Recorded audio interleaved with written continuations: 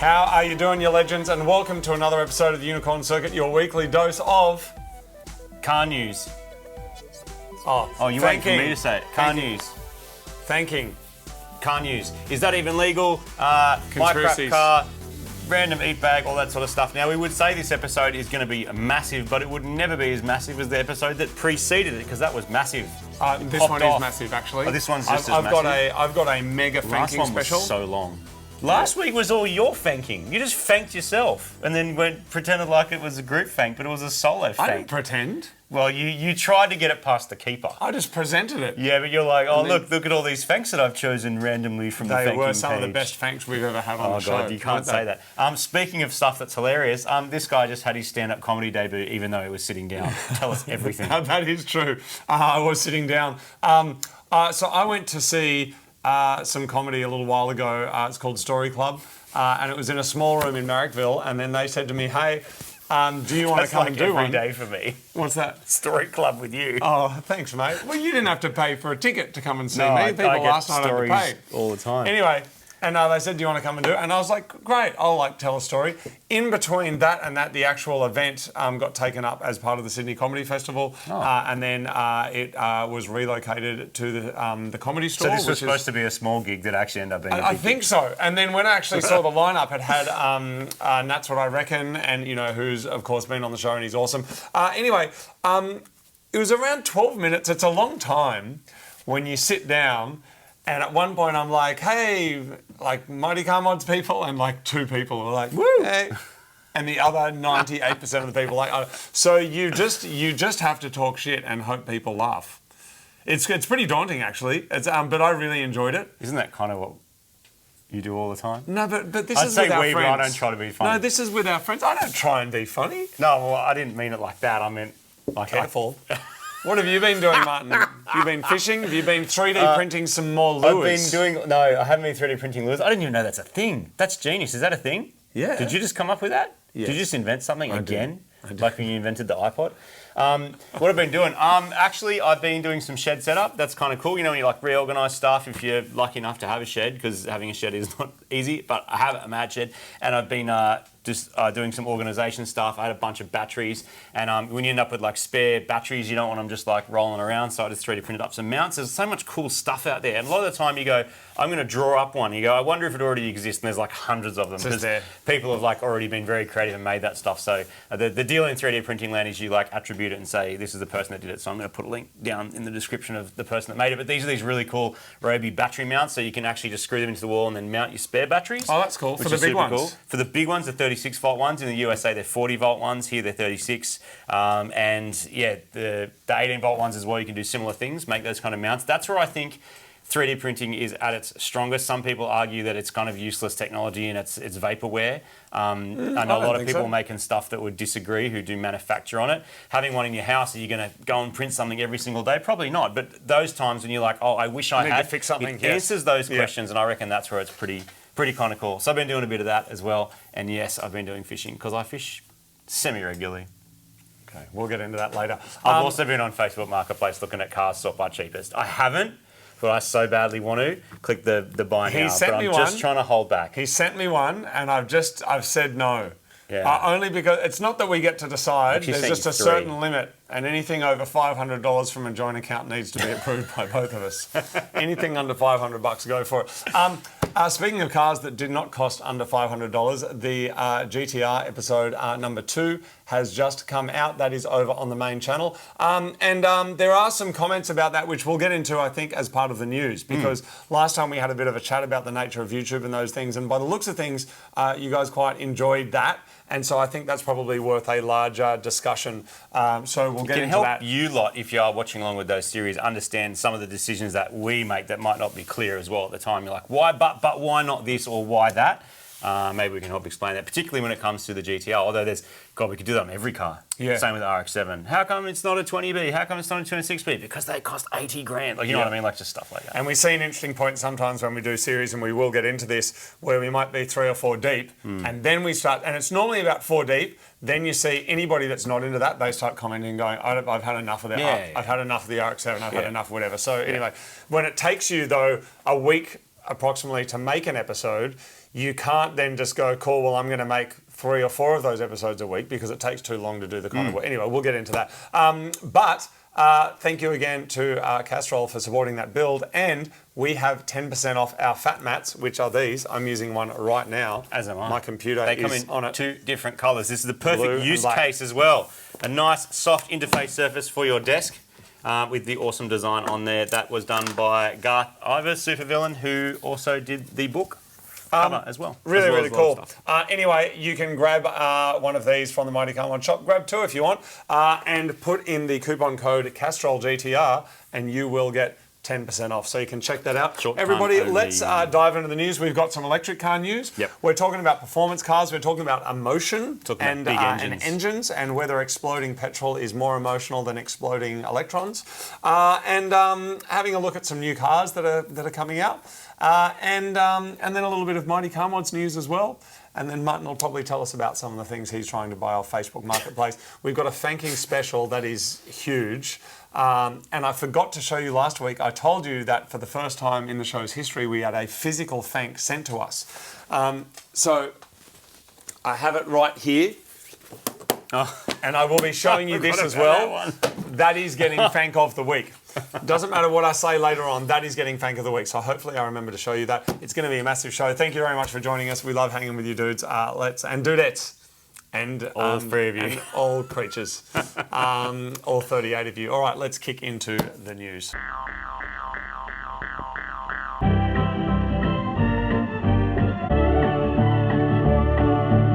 Welcome to the news. In big news this week, of course, is the GTR. Because Nissan have actually brought out an R38. That's right, an R38. It's a lightweight all-wheel drive, 6-cylinder, inline 6 with twin turbos. It makes 800 horsepower. It costs $45,000. It has a DCT transmission, all-wheel drive, all the smarts, massive safety rating. And you can buy one at your dealer. It's sitting there right now in about 17 different colours.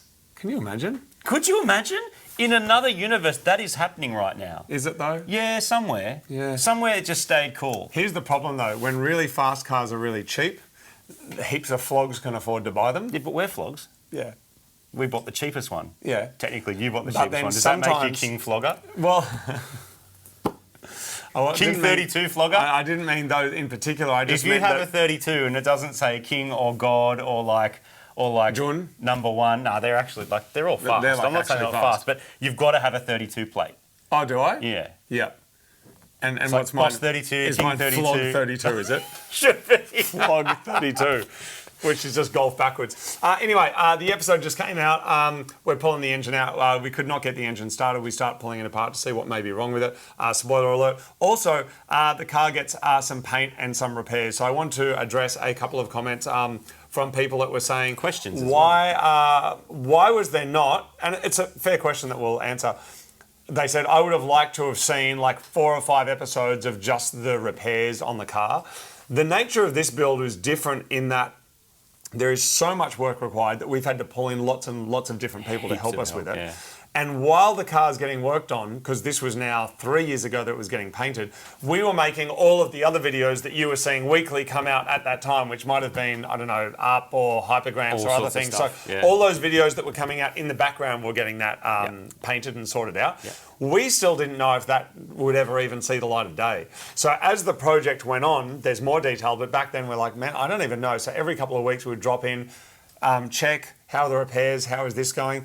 So there was an aspect of just real time of actually capturing that. The second part of that is how many times we've done paint and restorations on things like the Brumby and 180X and other vehicles like that. We've shown paint repairs, we've had specialists come in, we've done it a lot of times. And the third one, which we discussed before, is that when you focus on one particular aspect of a build that is meant to be a like, hey everyone, I'm restoring a car. If you go, cool, there's one episode on buying it, 4 or 5 episodes of painting it, and then if you said, well, let's do 4 or 5 episodes on building the engine, anybody that's into that car, the Up, the Postie bike, the Golf, whatever it is, they are loving it.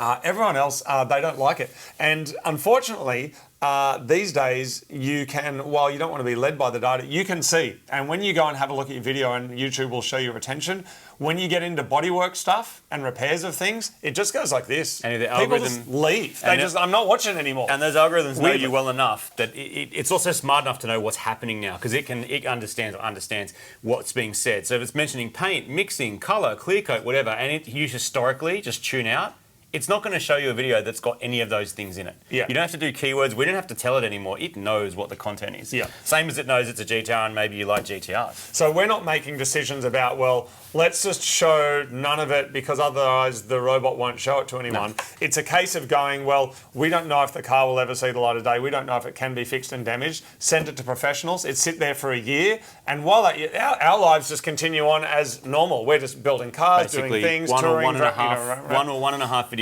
every week during that entire time as well. I would say over the years we've done it, I think there's been 250 videos since we started the GTR. Yeah. To put in perspective, and some of you guys have seen every single one of them. So and some of you haven't, and you haven't even been shown them. I guess what would happen is that if we did go, I mean, neither of us at the time, because of other cars we're working on, had the interest to go, let's go and spend a year in a paint booth and then have no Mighty Car Mods videos for a period of a couple of months so that later on we would have that. Yeah. So it is a timing thing, Yep. but also for us at that time, because we'd done it a few times, we didn't have heaps of interest. So we thought a 20-minute video on pulling the engine and painting a car in this day and age felt right to us. So that's how that came about. Yeah. Anyway, also lots of comments. Thank you very much about the music. I did write a new track there's a few bits of new music, but there's a new track there called "It's Been a While," featuring Mark Augustin, who has been somebody that I've never met in real life, but I first met him via the internet because he did a cover of Collide and he did a freestyle on it. We since connected and he's appeared on lots of different songs. We did a track together. It got released about 12 days ago, but it still hasn't landed in all the different platforms. In this day and age, I don't know why it takes so long. It's got to percolate. But the video has come out. If you do want the song, it is available directly on the Mighty Car Mods website, where we'll earn about $1 or so for you downloading that, which helps the show, of course. Otherwise, if you've got your Apple Musics and your Spotify's, I think it just landed on Spotify, but not Deezer and all the other ones yet. But that is a new song. And all of the music for Mighty Car Mods is created, that's all original music. So I saw some people today saying, whoa, I like that. So thank you very much for that. That pretty much covers that bit of news. We're planning on having GTR videos out every Monday. It may change, but pretty much that's what we're aiming for. Episode 3 does not exist yet. It's currently an assemble of 7 minutes. It'll end up being 20 to 30 minutes. Still needs voiceover, still needs some things shot. So we'll be working on I think something is being welded on the GTR right now, some intake stuff, and then we will be doing the post-production on those videos and building the car at the same time concurrently, which, by the way, also is why things can take a lot longer. Yeah. Because while you want to spend time making a thing, you're like, oh, if I make this thing, but we don't shoot it and we don't edit and put it up, it may as well never happen. So we've got to document it. It absolutely takes longer, but lots of experts on this one, and also a lot of smart people out there that know stuff about GTRs. Yes. There's some proper experts, and you really want to do the car justice, being how rare and special it is, and also having one that started out as the cheapest to hopefully be like a really, really nice looking street car. I don't think it's going to be show car perfect, because like the amount of... It's pretty good, man. But it's going to be the amount good. Of like, you know, just a dash or a door trim, is what I'm saying. You can't just get all that stuff brand new necessarily. And, you know, to do that on a Gemini is somewhat easier because there's less parts. Yeah. Whereas this car is a whole generation newer or 2 generations newer than what we did last time. I think as well, when we're focusing on a specific car, like with the Up, that was just all I focused on for months and months. And over the last few years, there's obviously been lots of different projects. And then every week we come back and do some GTR. And what we're kind of explaining last episode, we didn't want to put up a video 4 years ago going, I bought a GTR, and then 3 years later, we just finished painting. 1 year later. So it was actually very hard and required some kind of discipline just to sit on it and wait so that we could try and give you videos every week, even though it's spanning over a number of years. Yep. I do want to give a shout out to Project Binky, which I know probably has lots of fans out there. Those fellas have been working on that car for years. The videos are really good. There is so much more work to create their videos and detail than probably most people understand. And I know there's lots of memes about like next episode of Project Binky and it's a picture of like a skeleton or something. The thing is, it takes a very, very long time to do what it is that they're doing. And I really appreciate it. And I think they would probably agree that if they were doing Binky, but then also 10 other cars at the same time and then doing all the different Life, things on, it would be cars, difficult. Yeah, all the other stuff. Anyway, that's kind of Mighty Car Mods news, but expect to see that new episodes every Monday. And the build is going to be more of a, we are saving... I do get into some engine building stuff because I get involved actually making it, but it's not going to be how to restore your GTR. It's going to be what happens when we get together, get a bunch of experts and curate a build to make the kind of car that I want and that I've dreamed about. That is the culmination of that. So there will not be like 45-minute videos of like putting pistons together. What kind of valve and stuff spring like that. tension you're going to have? That won't be in there, just to manage expectations. Now, into some other news, and here's the thing. I want to just give you the reason, show you the reason why I do not consider myself a car reviewer or a car reviewer vlogger/blogger, because I just want to draw your attention to something. So there's a brand in Australia called GWM, which used to be called Great Wall. Yes. Now it's called known as GWM. They have a bunch of different cars. They've got utes, like a lot of these Chinese companies, they're coming out with some really interesting, broad range of cars. They're really competitively priced. They're doing really well, and the market is absolutely changing. We have a thing called a Tank 500, which looks like this. It's like an SUV-looking tank. I thought they had a cooler one that was like a boxier tank. I think that's the 300. I like that one. So the one I want to draw your attention to is the 700, which we don't have. And there's two bits of news about this. Now, the one you might have seen already is that GWM, at I think it was one of the auto shows, maybe Shanghai, revealed a V8 plug-in hybrid drivetrain. And Who made the V8? Like a Chinese V8? Them, okay. GWM. And everyone went bonkers because they're like, whoa, in this era of, everyone only electrifying to get through emission standards and all those sort of things, have gone, oh, wow, that means we can tow. It means we've got good emissions. It means we've got good efficiency. We've got all these kind of things. Really excited about it. Now, it hasn't been officially, as far as I know, said that will be in Australia. And I think someone said that only the Tank 300 and the 700 are for sale in Australia. And a representative from GWM said the V8 engine and the 700 remains under consideration. So that kind of means we don't know if it's worth it yet. We're going to see how much noise the press releases make. So the press releases, whenever, if you search this thing, it's walls and walls and walls of links to what is the same article that looks like it's written by AI anyway. So anyway, what's interesting about this is they actually released this car in Kazakhstan. And I saw the article. I went to Great Wall's actual own media release thing and had a look about how that went. And there was a bunch of bloggers and influencers who gave us their opinion. And I'd just like to read one or two of the opinions, if that's okay, just quickly. Do these people know what they're talking about? It says, the Tank 700 is a tough off-road vehicle that combines luxury performance and technology. It meets the performance of off-road enthusiasts but satisfies people's need for luxurious and comfortable travel. Dude, it's undoubtedly introduced the new luxury off-road experience to the Kazakhstan market. So apparently that's is not written by the company, that's written by someone who's independent. And another one, this is an influencer with millions of followers, shared their impressions and said, when I sat in the car, I was thrilled to discover a new option. It reshaped my perception of automotive brands. Its comfort rivals that of other luxury brands, and its intelligent features are even better, offering incredible value for money. Okay. Now, these are the words to look out for. Thrilled. No one says that. No one goes, I love this car, and I was thrilled to be in it. Thank you. Yeah. It's not a word that a human normally uses. I think a lot of time what actually happens is PR companies, so not necessarily the brands themselves, but companies that are engaged by those car brands will give people like a press release and give them quotes. And it can end up just being some lazy kind of journalism occasionally where people are just like, oh yeah, that'll do, go release, because they just want to get paid their couple of $1,000 to share that on their Instagram or whatever that is. Now, this has been happening forever. This is not a new thing. It happened in magazines, it happened in newspapers. It's been happening forever. It's just the way it's happening is changing shape. And as it gets more and more, people start to game systems like that to try and work it out. It's sort of changing to what we have now. So the good news is we might get a mad V8 hybrid thing that might actually do really well. The bad news is the people reviewing it might just talk rubbish. Can you hear that? I can. What is that?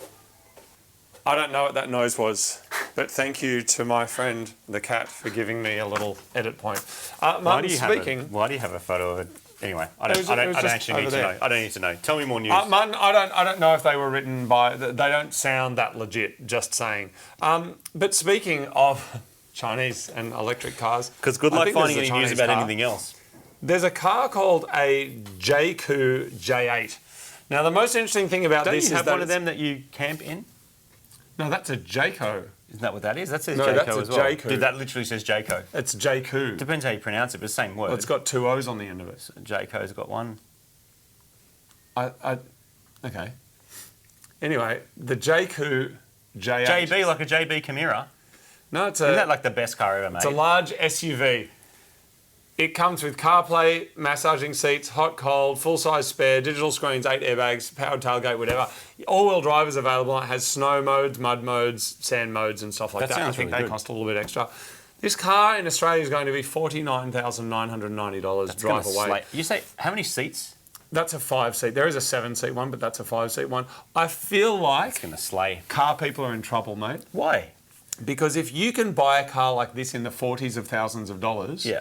how will the premium brands, because the gap between premium and whatever is getting less and less and less, how will they keep competing There's with a few different ways to look at this, and I want to go over 2 of them. One is the likes of the Audis, the Mercedes-Benz, and the Beamers, and all those have been pulling the wool over your eyes for ages and making cars that they could sell for 50 grand for 150 grand and being like, yeah, there it is. I don't necessarily think that's true, and I'll get to that in my conspiracy later on. I don't necessarily think that's true. The other thing is we can't help but be so heavily influenced by the brands that we know. It's not a Holden, I'm not driving it. If it's not a Falcon, if it's not a Subarus are the best. We're so tribal like that. People that care when less new about that brands now, though. come along, they go nah, and they really just are not invested in those brands yet. And back to my thing about these influencers, their job literally is to make people more comfortable with those brands because they go, yeah, the Jayco, it's great. Yeah. And everyone goes, oh, okay, cool. Now, hopefully they're being very selective about that and they actually believe it because, I mean, that's kind of the way the world is. But also, unlikely. We immediately go 50 grand, wow, it must be crap, but we don't. It may not be. The manufacturing might be actually so good. The thing you got to worry about is labour costs that low for a bad reason, or just happens to be the way the world works. That's globalization for you. That's but the Beardy Shark wasn't too bad inside, was it? It's all right. It's got nice sort of seats. The stereo sounds good. Yeah, I mean and so it brings me to the point though that MG, another car brand that I care nothing about at all. You can get their base model MG3 Vibe now. That's $21,990. Now, to me, that seems like a lot because I reckon there's cars you can buy secondhand for $5 grand that are better. But or at least as good. When we were kids, Martin, you could get a Daihatsu Sior for like 11 grand, I think. But a Daewoo Matiz was $9,000. People thought about them the way that we might feel about some of these brands that we have no idea about. A Daewoo. Like, what's a Daewoo? Yeah, I mean, it's shit. Can you even buy a Daewoo anymore? What's a Daihatsu? Like, how's that crap? Anyway. Owned 6 of them. So what are people doing then in Australia? They're getting their cars and they're trading them in, and what are they buying? They're buying Teslas. Now, as reported by Drive, which cars do you reckon are traded in the most to buy a Tesla in Australia? What do you think it is? I'll give you a second to think about it. Well, it appears that zoom, it's a Mazda. So if you look at all of the cars that someone goes into Tesla and says, I don't want this anymore, I want a Tesla, the majority of those cars are Mazdas. Now, the reason being is that, and I think, this is just me speculating, there are heaps of CX, like the CX range of cars, such as the CX-5. The reason there's so many of them on the road, I reckon, without bias, that it's because of their jingle. Because I did write the music for the CX-5. Well, but I reckon because there's, that is true, but I think because there's so many CX-5s, it's kind of skews the numbers because people are swapping their CX-5s for Tesla Model Ys. Meanwhile, in the States, what about the opposite? That's not the reason. What if you take... That's not the reason. Oh, okay. They are Mazdas, but they're not buying Ys, they're buying Model 3s. No, they're buying Ys. I've seen the data. Dude. I've saw the data with my own eyeballs. They're trading in and buying Model 3s and trading in their Mazda 3s. It's very obvious. What kind of car do you got? Mazda 3. I got to get a new one. What else is there? Tesla 3. Get that one. Oh, you conspiracy hat cat already. Not conspiracy hat cat. Okay. It's just it's very cute. simple. I like it's not it. cute. It's simple. Are you overcomplicating Let's go with that version because that's a bit of fun. But the actual data, the facts that don't really Who uses facts anymore? Really care about the opinions suggest that it is the CX range of cars. In America, it seems that most of the Teslas are getting traded in and swapped for what, Martin? For F-150s? Yes. Oh, did I guess right? F-150 Lightning, yep. And Kia EV9. Now, when I was in LA, I think they're $100,000 in Australia, and maybe a little bit more for the fancy one. When I was in LA earlier in the year, I booked an Uber and an EV9 came up. I was so impressed. I liked it. It was a big, boxy, ugly, square, meaty Comfy thing. Really comfy. Quiet. Yeah, I really liked it. Yep. I would own one, but I don't need one, nor the money for one. Like I wouldn't $100,000 on a car. Just like that's, I'm just not going to do that. It needs to be cheap and falling apart, and then I'm interested. Anyway, and lastly, Martin, have you got anything else? No, because guess what all the news is? Okay. Same. So what? There's a new brand that's launched in Australia. Why? Because they can't launch anywhere else, because everywhere else is too heavily tariffed. Australia likes cars. Send all the cars to Australia. 17 different brands. We're going to be the #1 selling car over, rinse, repeat. Someone gets a job at the new car brand. Hey guys, I know I used to work for BMW, but now I work for this brand, and you should buy this, and I'm thrilled that you should be buying this, and calling about, hey boys, let's go play golf. I want to show you the new thing. So I'm going to talk about a car brand that Martin actually does like. Organise Martin used to own one. Organise the event at a racetrack. No, he never wanted to tell anyone. We're coming after Hyundai. It was Martin's dirty little secret. We're coming after Hyundai, and we're going to go for the Marty's enthusiast Audi market. RS4. I love that car for a short amount of time. So, Audi RS cars. Will they go electric? Really cool looking car. Well, here's the thing. A lot of great. companies that are still making cars do that squirt dinosaur juice into them, the RS4 there's squirted one a lot of word dinosaur juice. that they always talk about all the time, and the word is... Emotion. Emotion. Did I get that right? There's just more emotion in the petrol engine. And you know what? If you compare a Golf R with an RS3, does that extra cylinder give you some more extra emotion? Absolutely. I guess it does. Absolutely. Dude, But- RS3's engines, come on. Put them in anything and you've got a sick car. You do. And you put them in a Volkswagen and they're nearly as sick as they would be if you put them in anything that wasn't. Yep. And the cool little Volkswagen Caddies. Someone get a Caddy with an RS3 engine, just off its face. Anyway, new vehicle efficiency standard, the NVS, came into force in Australia, I believe, January the 1st, 2025. So emissions are clamping down as well. What does that mean for Audi RS cars? It means government versus manufacturers. Their product manager, he made a good point, and he said that they have gone from V10s in A6s to twin turbos, and now we're showing what we can do with the RS e-tron GT. And he does make a very good point. Wait, so if you want an RS3 now, or an RS4 or whatever, you're going to get an electric car? I think that's what they're planning, that it's going to be E. My biggest problem with e-tron is it sounds like e-dong, and I wouldn't drive a car by calling it an e-tron and someone thinks I drive an e-dong. Tron also is like, Tron's like the movie Tron. It's got real like 80s, got a Tron-y vibes. But the point is... When I see Tron on the bar, I feel nothing. I'm just like... Is at the moment, while they still have cars that have petrol in them, they're saying there's emotion. But they're also saying that we think we're going to go to EV. So my question is, can you have emotion and EV in the same sentence? And that is my question to you. I want to find out. I'm going to check the comments. We're going to have a review of them and then talk about that next week. Can you have emotion and EV? Martin, I believe that is all the time we had for. I already know your answer. Next up, is that even legal?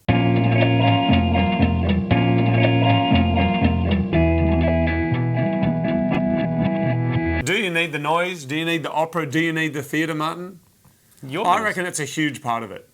Yeah. I reckon it's a big part of it. But you've also spent your life as someone who uses their ears. Keep in mind there's some people that just don't really care what goes in the ears because they're just listening to a podcast about finance or they've got the music on and they don't really care if the car's fast because they're like, I sit in traffic anyway and what's the point? And then they look more at how much did it cost to charge versus how much fuel did you put in. There's people that are looking at it from so many different angles and you and I are looking at minutely focused on some things that matter to us, like what it sounds like, why it sounds like. It'll take away a lot of excitement. Technologies. It's half a Lambo engine, like the Audi V8s are these really cool revvy V8s that sound kind of like F1 cars when you get up. I'm like, there's all this stuff, and I keep saying the same word, sound, and I wonder if that's the emotion for us is connected to sound. For other people, the emotion is I saved $20 because it's cheaper to fill, therefore I got to go and do more. But think about the cars that classically sound good. Obviously, there's expensive ones. These are the ones that people often talk about. Audi R8 V10. If you leave anything out, you're going to have so many cranky people. Often gets a mention, right? Big V8 stuff often gets a mention. RS3. Honda VTEC often gets a mention. VTEC, right? Imagine any of those cars now, it just goes like this. I don't have to imagine, I'd drive one. Yeah, but it never made a good sound. Nah, so fast dude. But it's so fast. But it never made a good sound. So you're not missing anything. All I hear is my drive shaft's clicking. Yeah. Imagine you had a mate that was always talking shit. Hey, how you going, mate? I don't have to imagine. I just look in the mirror. And then and then he just stopped. I'd be Devo. You know what I mean? That's the point. Would. Well, but not if you traded him in for a better mate that was faster. My point is that an exhaust pipe is like a mate that talks a lot of shit. And if he suddenly went quiet, you'd be missing something. Even though you'd probably be more relaxed and your life might be more efficient. Don't be more relaxed, because there'd be even more gas coming out that figurative exhaust pipe than there already is. No, because I'm running stage 3, dude. Oh, God, no, and, you're not. And it's almost 3+ because I'm getting hungry. Okay. Anyway, is that even legal? Martin. Yeah, get on. No, you got to do the graphics now because we talk too much crap. No, we've already run the graphics, man. All right, is that even legal? Go. There are 2 types of people in the world. Only 2 types of people. There are people that like electric cars, and there are people that like cars that go pop, pop, bang. Those same 2 kind of people, I'm going to say electric cars over here, when they were kids, and I think it's quite shocking what happened to them, they were given a system called a Nintendo, and the other cool kids were given something called a Sega. And you know yourself that the Sega kids were always a bit edgy. The Sega kids end up smoking bongs and driving Nissans, and these ones drove like Hondas or Subarus. Right? Yeah. Right. And then these people wore their hats forwards, and these people wore their hats backwards. These guys ended up with iPhones. They run Samsungs or Androids. Maybe. I mean, that is true, even though I'm an exception to that. So anyway, so while people on Nintendos were playing little cute people on Segas were like, whoa, like there, because they had graphics that were better, the music was better. No, that's a fact. Okay. That's a fact. And the Nintendo kids, I used to feel sorry for them because when I'd have a play date, I wouldn't invite them over because I'm like, we're not going to, like, I mean, I just, and I didn't really have any friends. Well, I did, but they got less as people got more They're Nintendos. all Nintendo LAN parties. What's the boxy Nintendo where the front flap lifts out like that? That's the original Nintendo Entertainment System. Yeah. So the kids Famicom in Japan, which had the cartridges load through the top, but for America and the rest of the world, they had the flippy up. The kids that owned them, they were weird. But it's kind of the same thing. Have you seen the chips inside those cartridges are literally like that big? Yes. Like the size of an SD card or a bit bigger, and then the cartridges are massive. And what they did, which was amazing, and I think this originally came from the Commodore 64, is that they had something in them called a SID chip, and that was where the sound came from. And because they weren't capable of making chords, they would cycle single notes as a really fast arpeggiator, and the brain would think it's a chord. So it goes bung, dung, dung, dung, dung, dung, bong, and you hear it as a chord, and you hear the tonality of whether it's major or minor. You're hearing single notes, but your brain turns it into a thing. Anyway, that's cool.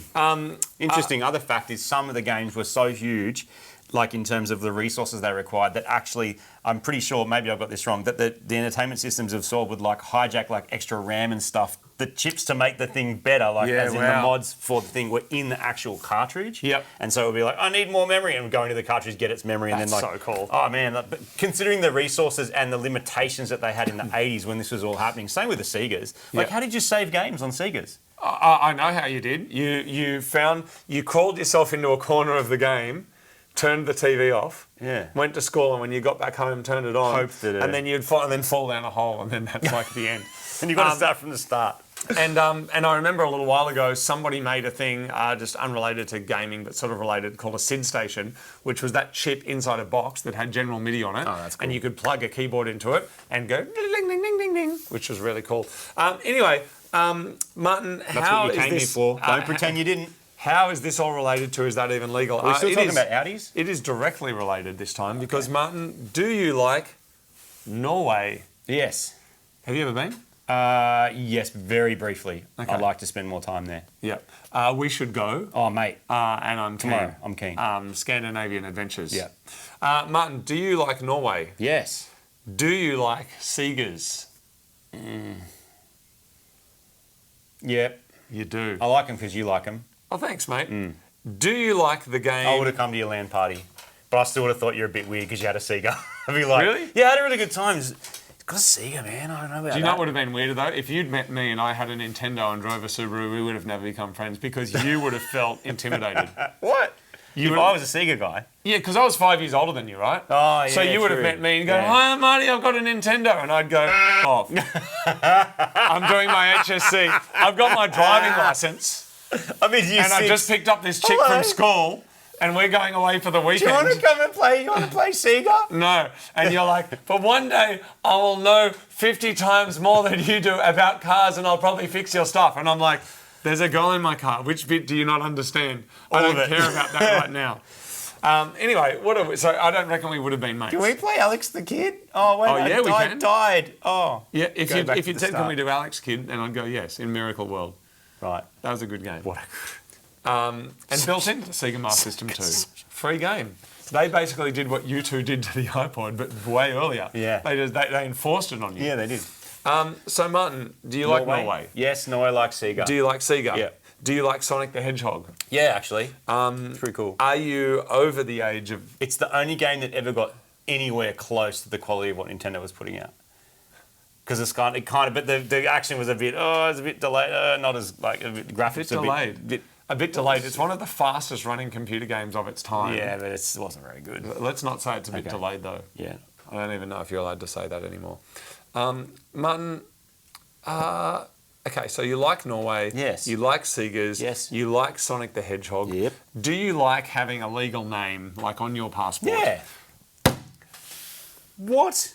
Illegal in do you Norway. mean? I double, triple checked this. You cannot legally rename yourself Sonic the Hedgehog I was wondering where you were going with this. if you're under 18. Because so many kids at the time who loved the games, it was like, I want to be called Sonic. And so they legalised that if you want to do that, you cannot be Sonic the Hedgehog until you're over 18 years old. No way. And you know what's interesting about that? You go, well, that's a bit wild, but in Australia, I don't think we have those laws. I think you'd be allowed to be called Sonic the Hedgehog if you wanted to be. But is your surname Hedgehog and your first name is Sonic that? Or is your first name Sonic and your surname is the Hedgehog? I wonder about sometimes if I have to sign up for something and it's like signing up with Mighty Car Mods, it's like, is it Mighty Car Mods or Mighty Car Mods? Yeah, For the first and last name if it doesn't let you put like a... I reckon it's Mighty Car. Do you? And then Mods is the because last it's name? about cool cars. Yeah, right. And then there's the mods. Yep. No, but actually Car Mods is what it's about. See, we didn't think about this 16 years, 17 years ago when we were trying to name it, and then someone else on YouTube had Mighty Mods who was doing remote control cars. Were they on YouTube or they just had a website selling No, parts? they had the username in 2007, the username Mighty Mods, which is but we came up with Mighty Mods not because we saw that. We searched for that because we'd come up with the name. Yeah, we needed to register a channel name, and then we're like, what are we going to do? Yeah, add the word car to it. Next minute, add car. Genius. Genius. Anyway, there it is. Oh, by the way, I think your first name would be Sonic, and your surname would be the Hedgehog. As opposed to Nintendo vlogs, whose first name would be Mario, and their last name Brothers. That's not a name that you could... You could exist in the world as Sonic the Hedgehog. You could not go around the world known as Mario. It'd be kind of Brothers. awkward if you had a kid and the kid's name was Patrick. It's just like, Patrick Brothers. Pat the Hedgehog. Oh. Don't pat the hedgehog. What if someone who was named... what's the game on Nintendo called? The one I just mentioned? GoldenEye. Mario Brothers. You didn't have GoldenEye on Sega, see? No. GoldenEye was the game. What if, Martin, I didn't have a 64. I married you and we had a kid. The kid could either be called Sonic Brothers or Mario the Hedgehog. Which one would you choose? Sonic Brothers. No, I'd go with Sonic the Brothers. You don't even know what you're talking about. Can we just lift it right up? We need to go into tinfoil hat cat. No, I think we need to talk about this just a bit more. Oh, no. Oh, tinfoil hat cat.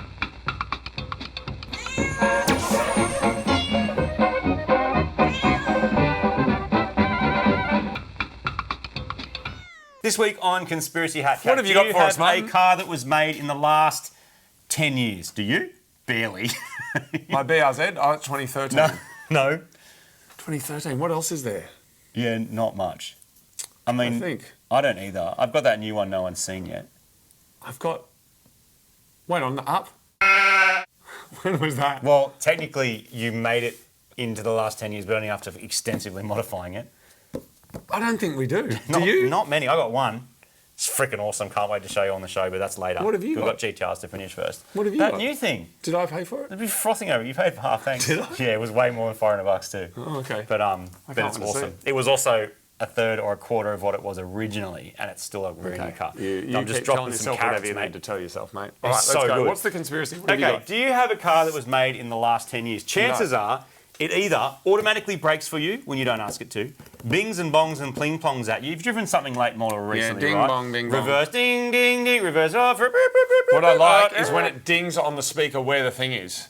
Oh, that's cool. A game changer. So it dings over here or dings there or dings there. That's right. Cool. And I mean, we've all had conversations with people who have said, there's so many dings and dongs that I don't know what the ding and dong means because there's just too much dings and dongs flying around everywhere. You know what I mean? Yes. Yes. So here's the thing. The question is, here's the ding. Does it help? And is it the worst? Is it worth the 50 misfires that you have to that one time where you don't get sideswiped? Now, safety's a tricky one. People argue it all day and say, well, it is because even though it falsely braked 50 times and nearly took my head off because it thought a car was coming out of somewhere, the one time you're not paying attention or something goes wrong and it brakes for you could save you. And that's reasonable because that's a reasonable argument. You've got to look at what the outcome is of a false positive. Correct. The outcome is, there's nothing there. Except sometimes, and I have been in cars where it happens, it's a brutal effect. Like it actually can hurt and be actually really distracting and in some ways put you in more danger because you might be doing a maneuver that's getting you out of way and the car goes, I don't agree with this. Yeah, and you're no, this is bad. Lanes is you're different. stomping the brakes, it's doing ABS things. I've had it happen a few times, mostly in newer cars. The old cars just don't have it. So what this brings us to is the safety ratings. Now, when you go and buy a car, you're going to see safety ratings. They've been a thing for a long time. Car manufacturers will rate them a certain way. They'll put a certain amount of their investment into making the car safe. A good example is Volvo, who spend lots of money on that, Mercedes-Benz, who spend lots of money on that, to sell safe cars, because safe cars do sell, but not necessarily at the cheapest end of the market, because adding all that safety equipment can burn valuable budget to make the car and price it out of its thing. So there might be, two cars that are really good and basically identical, but one's got way more safety stuff, but it's 30 grand or 20 grand or 10 grand more. It's not going to sell nearly as well if the performance and other things people care about is the same. So car companies do their own safety ratings, but what's happened a lot of the time is government or private sector will bring in their own independent testing. Now that sounds good, right? Independently checked. Not because if the manufacturer tells you it's really safe, and different manufacturers, they're just trying to sell you the car. They could make it not that safe and still tell you it is, compared to what? So the idea is you have a comparison. The problem that's happening lately is that there's a few other things that are now coming into the safety testing. So pedestrian safety. So you can go, okay, a person wanders out onto a highway and my car needs to be more safe so that if they get hit, then, you know what I mean, that will affect the design of the car. It'll affect how much money you spend again on those frontal areas to making sure that people go over them or under them. And this also comes down to whether the car has cameras or LiDAR, because they work in very different ways. That's getting to my point. So what's happening is it's being weighted more and more heavily towards the tech, right? So to get a really high rating, you need cross traffic, you need radar, you need LiDAR, you need pedestrian, you need connectivity, you need the car to be able to detect other cars, brake lights, all these sort of things. So some of the cheaper cars into the market don't have that because it just either costs too much, or you've got some brands that have the tech and are happy to push the budget towards that direction to get a really high safety rating, but then you could arguably look at the rest of the car and go, but it just doesn't seem as solid or as safe as other cars.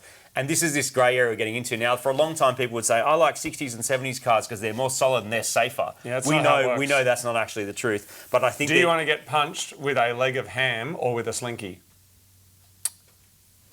Leg of ham? I've never considered that. Slinky. That was not on my list of things that I thought might happen today. You know what I'm saying? Yeah, even the visual, I'm not into the visual. The point is, though, you need to look at these safety ratings and actually delve deeper than just like it's dispersing an out of 10 or a star number or something, and find out where it's being weighted, because there can be a chance that it says, well, it has... Martin? Huh? Is there a conspiracy yet? Yeah. I'm still listening. The conspiracy is that safety assistant technology is replacing real-world occupant and mechanical protection because safety agencies are focusing on tech gadgets, cameras, and vehicle-to-vehicle smarts. I reckon you're onto something. This is being pushed by tech companies who want to make more sales of their components. You get thinner-shelled cars with more high-tech wizardry to beep and boop at you. Hey, Martin, I reckon you are spot on. And sometimes I think you're a little off the mark. Not today. I don't think there's anything... There shouldn't be anything conspiratorial about that, even though it probably is. And I think what you've done is some very accurate research, and you should be very proud of yourself. Oh, I don't ever do any research. That's very good, though, because that is happening. That is happening. I reckon that there's a faux sense of safety because the more binging and bonging and thinging that you're doing, it's like, wow, my car's looking after me. And so does that mean, obviously it's illegal to look at your phone in Australia or have it out of the thing or whatever, but once your car's keeping in a lane and accelerating itself, even cars from 2017, 2018 that stay in their lanes, accelerate and brake and do whatever, how much more likely would someone be to go, I could just have a quick look? because it takes 20 seconds before it goes, dung, take the wheel. Dung, dung, take the wheel. Can I give one more example? It's a good point that you made there. One more example. A lot of the time you might plug your phone into an Android Auto or a CarPlay thing, right? The interface of the cars, I know on some European cars, they'll have like a wheel, like a spinny wheel. That's like just before 2020 era. Because tick, tick, sometimes, tap, not necessarily the reason that it's done, but sometimes that's considered more safe because you can do it more like hands-free. You don't have to take your eyes off the road. But anyone who's used that system would think, hang on, I can literally go tap, answer the phone, or tap like instead change the map. scroll, enter, scroll, enter, over, down, and it lets you do it while you're driving. Because they want us to be talking. And I personally find that more distracting myself. So I mean, again, that might improve the safety rating because they might go, well, mechanical things like that are safer than touch screens. And so go tick. If you want a high safety rating, guess what? You're putting a mechanical thing in. Yeah. Is it actually better for the end user? Well, how are we going to know? Either way, it can affect the way that cars are bought and sold, and that's my heavily researched conspiracy. Fank of the week.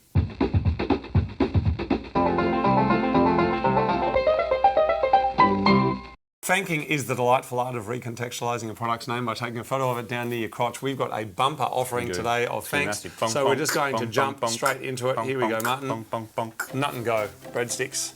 Boom. Next up, please see associate for ass. That's very good. That's very good. Martin, that's a pickle party. You ever been to one of them? No, not like that. No, but that's what I'd take. Next up, just the tip. You knew. You knew. They did know. They knew. They knew. Yeah, good on them. But still well done. Yeah, well you're having some fun with it. Nothing but heavy D. Good job. Angry balls, Martin. Now, the main reason I put that on there is, what is that? Is that gel blaster balls? Because it says get 10% more power, angry balls. They do look like that, don't they? But I don't actually know what they are. Do you know what that is? Or it's a supplement. What is that? I don't know. Cock grease. Extra hard. They knew. Tangy pickle. Now, what I thought was interesting about this is how large the text is that said artificially flavoured. They have to. The ones in the States, I think they have to. There's like rules about... Why can't they just be little? Because there's rules about how obvious it needs to be. I would really like to eat them, and we can't get them here. I feel like I can taste the tang already. Can you get them where you're from? Tangy pickle. Can you send us a packet? Unicorn Circuit, PO Box 475, Sydney Markets 2129, Australia. I'd smash some of them. Right now, you're thinking about it on the screen. Unwashed and unrolly. Well done, well done, well done. Just D. That looks quite delicious, actually. Yeah, I'd give that a go. Thingamajig, we're moving through. PP sauce. Wank. What did that say before? I don't know, man. I don't know what that one said. Strokes and splashes from the white tie. That's really good. How is that not Fank of the Week? Because they get pretty good. You've got some good ones. You know why we've got good ones? It's the build-up, because you blocked everyone with your personal Fank, and now it's all built up and built up and built up, and it's ready to just, you know what I mean? Pretty much. Yeah. That's pretty much what's going on. This is you. So I should do some more of mine. Handy PP. Next up, double nut. Delicious. Martin, that's... Oh, God. Well done. And it's manual. I haven't seen any good Fanks lately. Dip it and munch it. Yeah, Extra stiff poly. Well done. Why I think this one's clever is because she's got the top half of the S and turned it to a C. Very good. And I haven't seen that before. That's clever. So well done. Lots of it this week, isn't there? Good job. That's actually a compostable poo bag. Yeah. I imagine that's for an animal. Yeah. Or maybe I for hope so, a because human. on my grass there was just one literally this big the other day. Just the steamy one left there by someone. Serious I don't know who's personally well done. Fatty, original. And now we're moving on to the first of three. No way. All right, ready?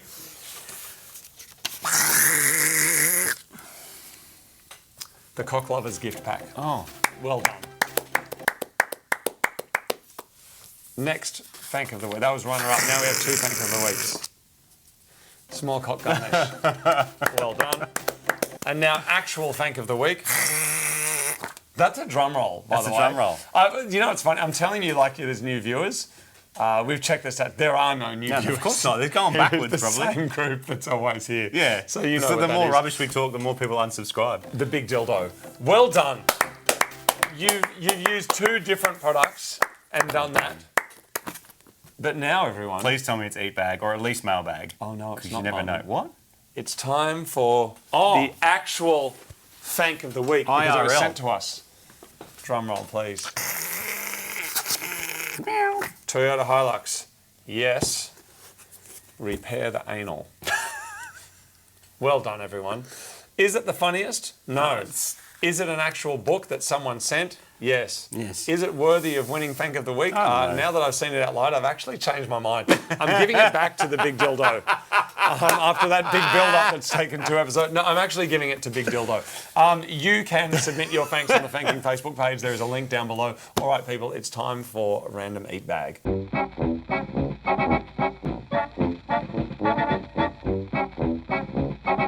Every week on Eat Bag, we like to eat something. Today, it is Drink Bag, and we have something that I've never tried before, which is UC1000 Vitamin Mango. Now, you would have seen, of course, in the past on the show, we have had the lemon version of this, and in fact, when you go to Japan, you'll see there are lots of different versions called the same thing. There's 1,000 lemons, there's C1000, there's UC1000. Now, I need to actually check the ingredients of this, Martin. I don't think I can have it. Because it's water, got sugar, fructose, vitamin C, mango juice, mango flavour, yeah, it's got acidity, mango, and I regular. think I'm allergic to mango, but You I'm are not allergic sure. to mango. But I've never not tried something on the show. No, never. And I reckon That's maybe my I should job. just try a little bit. Yeah, I agree. Just a touch. agree. Don't ever do something. No, I mean, don't ever. If you're allergic to something, do not. No one's coming here for Do allergy not, advice. under any circumstances, Do try your it or do it. own allergy research. I have had mango chutney before and it was okay. I haven't eaten the mango fruit, but I did do an allergy test and mango did not come up as a positive. Oh. Chia seeds did. Really? And black tea did. Yeah, right. But so don't ever consume anything you're allergic to. Have I made that clear enough yet? But I want to try it. So this here, we've had these many times over the years. This one's a product of Indonesia. Is it? But it says under license by Wellness Foods Japan. But I think I have seen this in Japan. I just think this might have come through an They do Indonesian have shop. UC1000, but the 1,000 lemons that we have is a different brand. I think it's 1,000 lemons. This is UC1000. Healthy inside, fresh outside. What Really, does a fresh health outside supplement? mean? Is it a health supplement or a sugar bomb? Well, it's a little bit of both, but it is 1,000 milligrams of vitamin C, and so that's what they kind of sell on. Well, So I think normally we I should- scull these, but I'm just going to give it a I little think we sipple. should sign off anyway before you do it as like a cheers. Well, like, in case I die. well, there from is that drinking because I don't this know and what I'm having going to some say. allergic reaction. No, If I'll you be just fine. collapse there and then it's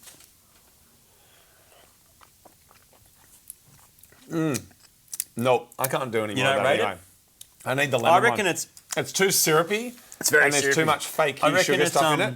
I If you're reckon going to try one, get the lemon one. Go the original MCMOG lemon. because the lemon one is also very bitey, and that's kind of part of the experience, right? Like it's part so of the sour. the dryness of it. It's Yeah. like a warhead. This is as like liquid. mango water that has a bit of vitamin C chucked in. And way less bubble than it's meant to. The lemon ones are really like I don't mind it. are really bubbly. I don't mind it, but I reckon if I was going to pump a big sweet drink, I'd want with the same amount of stuff in it. I'd want one this big. Yeah, that's all. It's too sweet. Anyway, if you're going to try one, you come here for the important news. Try a lemon one, and if you go to Japan, they've got all sorts of good ones. That's the show. Thank you for joining in. Grab a FATMAT. 10% off, limited time only. 10% off, limited time only. Use the While they code last. CASTROLGTR. Other than that, see you over on the main channel. And of course, the socials. There are TikToks, Instagram, Cranking. Facebook. Plus, we've got an email that goes out every Monday, often with deals and stuff in it. You can sign up for that on our website. It goes And out if every you have bought Monday. something from the shop, you may not have automatically been put on that list. Some people are. I think you can click a thing saying, yeah, send me updates, whatever. If you're not getting the emails, check them out. They're really awesome. It's not just full of us trying to make you buy a FATMAT. It's actually got individual little bit news of that. every week. It's got links to blogs that are also going up every single week There's about random different facts topics, of the random week, there's facts. technical stuff. You will hear about stuff there first. How Unicorn many Circuit people does and- that email go out to? Because it's quite a large. It's a lot. It's people that have been signed up since the forum days back then Like, as well. are we so talking 38 people or I think more like 58. really? Yeah, there's 1,000? like an extra 20. 58,000? There's like an extra 20 people or so that have signed up. Is there? I actually Okay. don't know how many it goes out So to. please Just go and write it and send it. Go and join up. It will help us. See you next All right, time on the thanks, Unicorn Circuit. everyone. No promises it'll be any bigger or smaller than this one. Bye. Rules to live by. Bye.